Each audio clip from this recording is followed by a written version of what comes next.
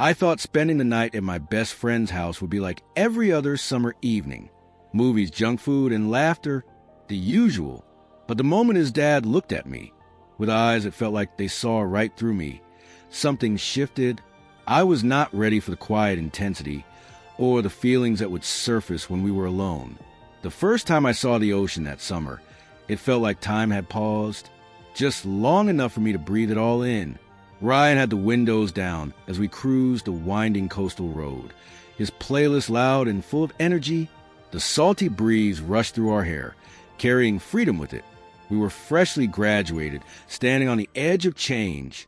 College was waiting just beyond the horizon, but in that moment, it was just the two of us and a long weekend at his dad's beach cabin. Adam's place was nestled between two towering sand dunes, weathered and sun-faded. A wide wraparound porch stretched across the front, with a hammock that rocked even when the wind stood still. I had been there once, years ago, but now it all felt different. Maybe because I had grown up, maybe because I was seeing things I never noticed before, or maybe it was Adam himself. He stood on the porch holding a cold drink, grinning with the kind of calm only people who had mastered stillness carried. He wore relaxed board shorts and a faded gray tank top that clung slightly in the summer breeze. His hair was longer, sun-kissed and pushed back. His face carried the kind of quiet confidence that didn't ask for attention. It simply existed. He looked younger than any man in his 40s I had ever met, tan, fit, and untouched by time. "About time you two showed up," he said as he stepped down and grabbed one of our bags. Ryan rolled his eyes, chuckling. "Blame traffic, and this guy needs a snack stop every hour." I laughed. Road trip rules, gas snacks, and terrible music. Adam smirked, his eyes creasing slightly as he clapped a hand on my shoulder. "Good to see you again. You're taller." His hand stayed there just a second too long before he turned away. "Come on, let's get you settled." Inside, the cabin was warm and lived in, soft driftwood tones, open windows, and the scent of salt and pine. Ryan led me to the guest room while Adam disappeared into the kitchen.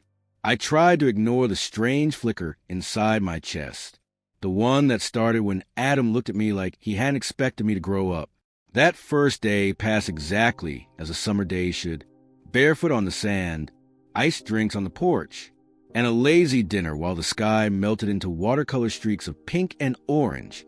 Adam was easy to talk to, quick, with humor, and quiet in the way people get when they're used to solitude. I caught him glancing at me once, while I laughed at something Ryan said, but I pushed the thought away. Maybe he was just surprised at how much we'd changed. That night, we stayed up watching movies. Ryan fell asleep on the couch, popcorn spilled across his chest, and somehow Adam and I ended up in silence, just watching the screen, the soft glow flickering against his face. Eventually, I whispered goodnight and went to bed, but under those thin cotton sheets. I couldn't forget the way his eyes looked in the dark. The next day, Ryan got a call from his girlfriend, Mia, some kind of drama back home. She begged him to come, and he looked conflicted, but I nudged him. "Go, man. You've been talking about how much you miss her." "You sure?" he asked, already grabbing his keys. "Positive. It's just one afternoon." He grinned. "All right. Just don't let my dad pull you into any weird yoga rituals." I laughed. No promises. After he left, the cabin fell into a strange silence. I wandered out to the back deck, where the ocean breeze touched my skin like silk. Adam was by the shoreline, shirtless again, messing with an old kayak. He looked up and waved. "Water's perfect today. You swim?" "Yeah," I said, already pulling off my shirt. Might be the only way to survive this heat. I dove into the waves. The cool water wrapped around me, washing away the heavy warmth. For a while, I floated, letting the sun kiss my face, the tide rocking me softly. When I finally returned to the shore, Adam was waiting by the steps with a towel. "Good timing," he said, tossing it to me. "You ever try the sauna? The one out back?" I asked, catching my breath. He nodded. "Nothing fancy, but after a swim, perfect way to relax. Clears your head." That sounds kind of nice, I admitted, wringing water from my hair. "I'll fire it up," he said, heading toward the little wooden shed behind the dune grass. "Come by at 10. When I stepped inside the sauna, the heat wrapped around me like a second skin. The air was heavy with steam and cedar. Soft light filtered through the wooden slats. I sank onto the bench, towel around my waist, and closed my eyes. I told myself this was normal, just a sauna, just quiet. But my heartbeat betrayed me. Then the door creaked open, and Adam stepped inside. "Mind if I join you?" he said, a towel slung low on his hips. "Thought you might like some company." I didn't answer right away. He sat across from me, relaxed, one leg stretched out like he belonged there. The space suddenly felt smaller. The heat wrapped tighter around us. "You seem tense," he said after a while, voice low and calm. "Not really," I replied, though that wasn't true. "Sauna's good for that," he said. "You just gotta let go." I nodded, mouth too dry to speak. His gaze wasn't direct, but I could feel it on me, light, curious, almost careful. A bead of sweat slid down his chest, tracing the lines of his torso. I looked away, heart thudding. Then his hand brushed my knee. Just a whisper contact. Maybe it wasn't on purpose. Maybe it was. "You okay?" he asked softly. "Yeah," I said quickly, shifting my weight. The silence grew heavier between us, but he didn't push. After a moment, he stood, steam coiling around him like mist. "I'll give you some space," he said, his hand pausing briefly on the doorframe before he left. Only then did I realize I had been holding my breath. I sat there a while longer, surrounded by warmth I couldn't sort through. Thoughts churned and tangled in the thick air. That night, I lay in bed staring at the ceiling. Outside, the waves came in slow, steady pulses. But my mind was anything but calm. I kept seeing the way he had looked at me in the sauna, the way he sat, composed, knowing, like he could read me before I even understood myself. I told myself it meant nothing. I told myself nothing happened. But a part of me wasn't sure I believed it. And now, looking back, I realized that was a beginning. Sunlight spilled into the room the next morning, painting the walls in gold. I had barely slept. Every time I closed my eyes, I saw Adam sitting across from me, the way the sweat traced his jaw, the way his eyes shifted just slightly, quietly. I kept replaying the moment his hand brushed my knee. Was it something? Was it nothing? Downstairs, the smell of coffee pulled me back to the present. Ryan stood at the counter in a wrinkled t-shirt and boxers, spooning cereal into his mouth like the world hadn't changed overnight. Maybe for him, it hadn't. "Sleep okay?" he asked mid-bite. I shrugged, grabbed a mug, and poured coffee. "Yeah, fine." He glanced sideways. "You're quiet today." "Everything's cool," I said, forcing a smile, just still waking up. He didn't press. He never did. That was something I always appreciated about Ryan. He gave you space when you needed it. Adam came in a few minutes later, stepping off the deck, already dressed in a faded blue tank and worn cargo shorts. He looked rested. He met my eyes for a heartbeat too long, before turning to pour himself a drink. "Morning," he said evenly. "Morning." I replied, not looking up from my mug. The morning drifted by slowly. Ryan and I played cards out on the porch. Adam tinkered with something out in the shed. I tried to act normal, like nothing was strange, but my eyes kept finding him. The way he moved, the way he occasionally glanced up and met my gaze with something unreadable. Around noon, Ryan got another call from Mia. From the tone of his voice, I could tell it was going to be another drama spiral. He stepped outside. "She's freaking out again," he said. "Something about college forms and her mom losing it." "Another rescue mission?" I asked, teasing gently. Yeah, hero boyfriend duty." He slipped his keys into his pocket. "You sure you're okay here again?" "I'll survive. Your dad's around." Ryan laughed. "Just don't let him bore you to death." Adam raised an eyebrow from the workbench. Charming as always. Ryan kissed the air, grinned, and disappeared in a blur of gravel and dust. Just like that, it was quiet again. Just me and Adam. I lingered in the doorway, unsure where to go or what to say. He looked over his shoulder from the dock. Feel like giving me a hand? Unless you got better plans. I hesitated, then stepped forward. Sure. What are we fixing? He pointed to the edge of the dock, where a wooden plank sagged. One of the boards is rotting, needs replacing before someone falls through and breaks something. I chuckled, stepping onto the dock. The breeze off the water was warm, gentle, and smelled like salt and sun. Adam crouched by the edge, prying at the warped wood. I dropped beside him and took the screwdriver he handed me. For a while we worked quietly, the kind of quiet that felt calm until it didn't. I was too aware of how close our shoulders were, too aware of the way his leg brushed mine occasionally, too aware of his scent, sweat, sunscreen, and something else, something warm. At one point, I reached for a nail, leaned in, and nearly slipped. Adam caught me, his hand on the small of my back, steadying me, his fingers spread just slightly. Warm, firm, still. I froze. Careful, he murmured, voice low and close. This dock's not as sturdy as it used to be. I nodded quickly, trying not to breathe too hard, trying not to react to the way his hand still rested there. He didn't move it right away.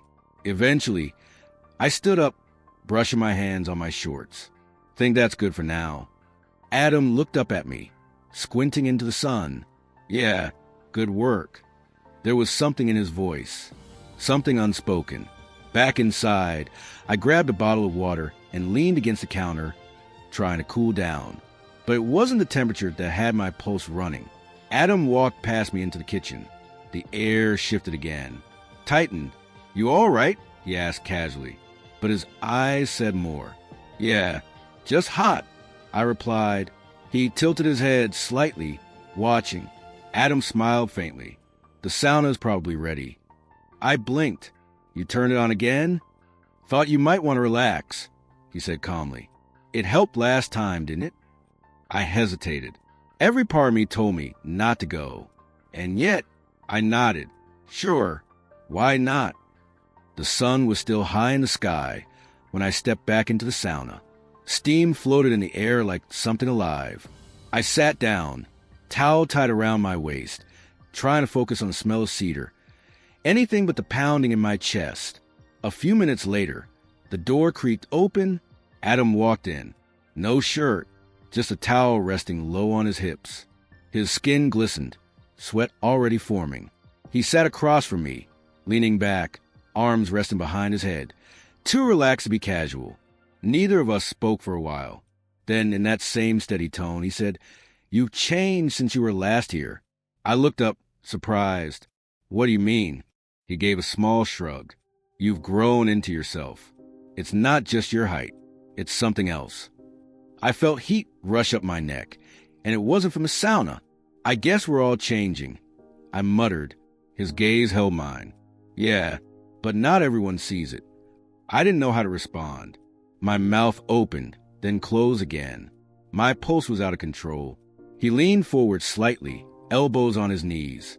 "You're not a kid anymore." His words hit me like a wave. I stood up suddenly, grabbing my towel from the bench. I should go for a walk or something. I fumbled with the door, hands shaking. Then I felt his hand on my arm. Not firm, not forceful, just there, steady and grounding.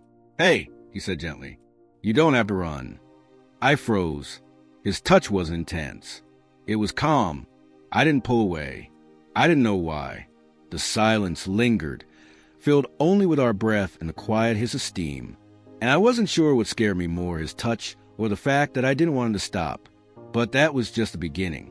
By the third day, the air had settled into something softer, like the whole world was slowing down. Ryan woke early, tossing things around the cabin, looking for his wallet. "I'm going to run into town, grab some stuff for dinner," he mumbled. I offered to go with him, needing a distraction, but he waved me off. "Just a quick run. You chill. I'm sure Dad's got you lined up for something anyway." He tossed me the last cold slice of pizza. I didn't argue. Maybe part of me knew I couldn't avoid this forever.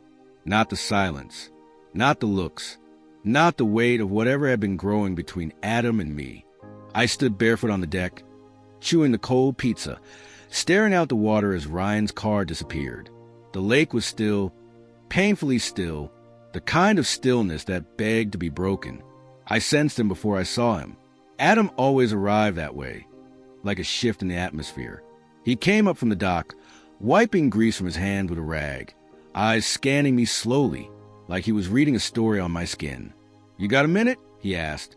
I nodded, though my voice was stuck somewhere deep in my chest. "Yeah." "Walk with me." We moved together in silence down the dock. The sun warmed my bare shoulders. The wooden planks creaked beneath us. Adam stopped near the end, leaning against the post, his gaze fixed on the horizon. "About yesterday," he began. I didn't answer. He glanced at me, then looked away. "I need to say this," he continued. "You don't have to say anything back." But I felt something in that sauna. I know you did too. My jaw tightened. It was just heat, a small space. "I don't know what you think happened." He looked at me, cutting through every wall I'd built. "You looked at me like you wanted me to touch you," he said. "And when I did, you didn't stop me." I swallowed hard. I was surprised. But I didn't believe my own words. "You weren't scared," he said gently. "You were curious, maybe confused, but not scared." I looked away. My throat tightened. His voice softened. "I haven't felt anything in a long time. Not like that. Not something real." He paused. "After the divorce, it's been quiet. Not lonely. Just still. You stay still long enough, you forget what it feels like when something moves inside you again." I turned slowly. His eyes weren't intense. They weren't trying to pull me in. They were just honest, raw. "I'm not trying to mess with your head," he said. "I don't want to hurt you, but I can't pretend this isn't there. And I don't think you can either." I didn't respond, but the silence wasn't empty. It buzzed, trembling between us. "Come inside," he said, voice soft. We walked back up the dock together. The cabin stood still and golden beneath the afternoon sun. Inside, he poured 2 drinks, dark bourbon, sharp and warm. He flicked on the old stereo. Soft music drifted from the corner. Piano notes that felt like memories. The light stayed low. He didn't say much, just handed me the glass. Our fingers touched briefly. I sat across from him. The drink burned on the way down, spreading heat, but doing nothing to quiet the storm inside me. He set his glass aside, leaned forward. "If I'm wrong," he said gently, "tell me now." I didn't. He stood and crossed the room, stopped in front of me. His hand reached out, not to pull, not to take, just a touch. His fingers brushed my cheek. His thumb grazed the edge of my jaw. I held my breath. Every nerve in me lit up. "I can stop," he whispered. "Say the word." But I didn't say it.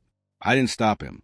And when he leaned in, his lips met mine, not with urgency, not with pressure, but with something quieter, something careful, something real.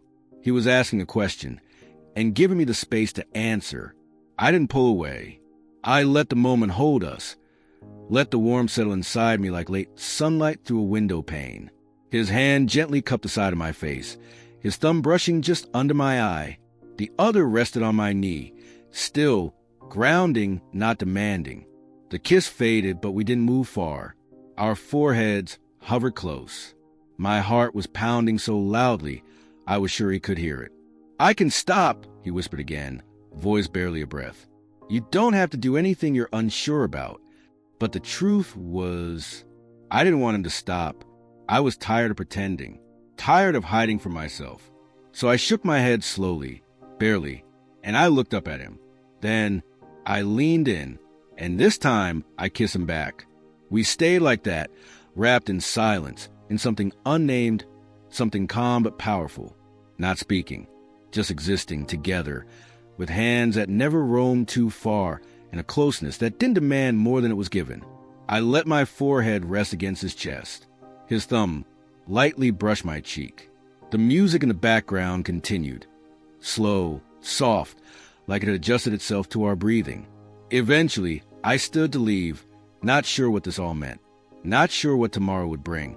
But before I could step out of the room, I heard him whisper, "It doesn't have an end here."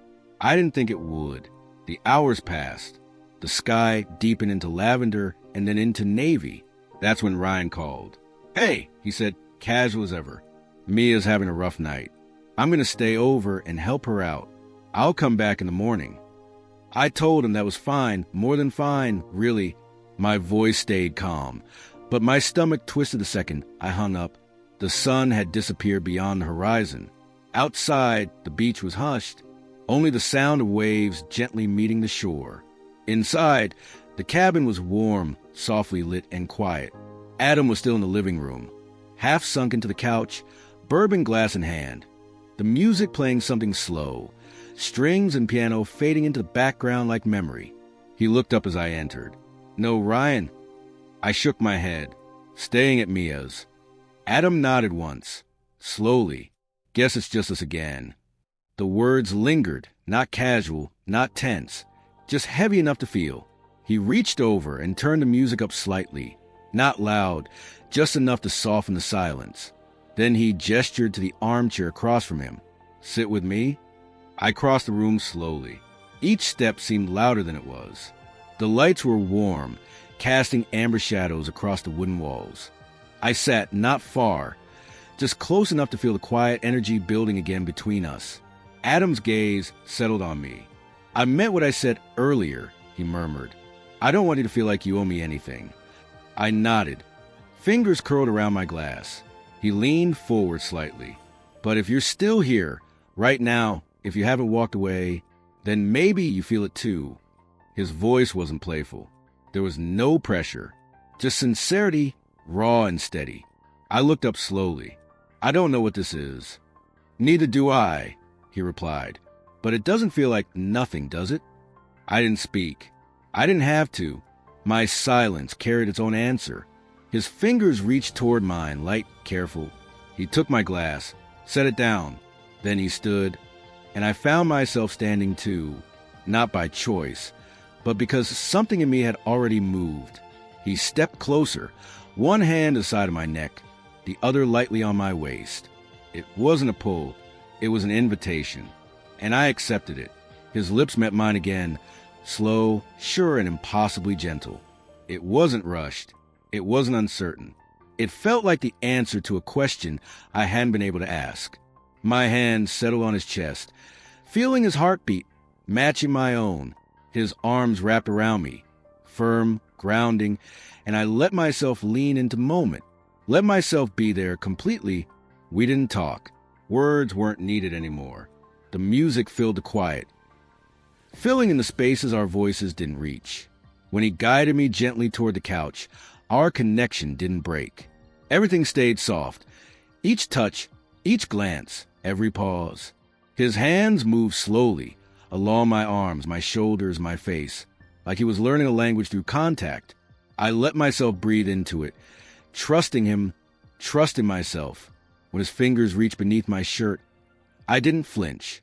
I raised my arms, and he pulled the fabric over my head slowly, respectfully, like he was taking in every part of what was unfolding.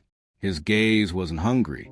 It was tender, that kind of look that sees you, not just your body, but your whole self. "You sure?" he asked softly, his lips close to mine. I nodded. No hesitation. We didn't rush anything. We didn't break anything open. We simply let ourselves exist in the space that had been forming all along. What followed wasn't wild. It wasn't messy. It was quiet, deliberate. A closeness built on consent, care, and presence. We learned each other gently, listening with touch, speaking without sound. And somewhere in the middle of that stillness, I knew I didn't want this to end. Eventually, everything slowed. We lay still, the music humming like a heartbeat in the background. No words, just breath, just the quiet. Adam sat up first, reaching for the blanket draped across the couch. He pulled it over both of us, then looked down, his eyes soft, not full of questions, but peace. He was looking at me, not smiling, but not full of regret either. Just still. "This can't be something casual," he said, his voice barely louder than a breath. "Not for me. If it's not real, I can't." He didn't finish the sentence. He didn't need to. I looked at him, my chest rising and falling too fast, and nodded. "Okay," I whispered. We stayed like that for a while, saying nothing more.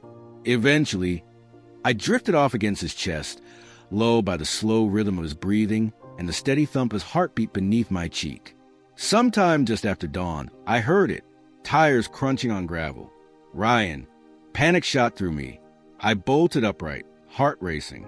Adam was already awake. He didn't speak, just reached for his clothes and moved fast, but calm, like he had practiced this moment. Sweats, hoodie, movements fluid. I scrambled for my shirt, fumbling with the fabric, feet tangled in the blanket.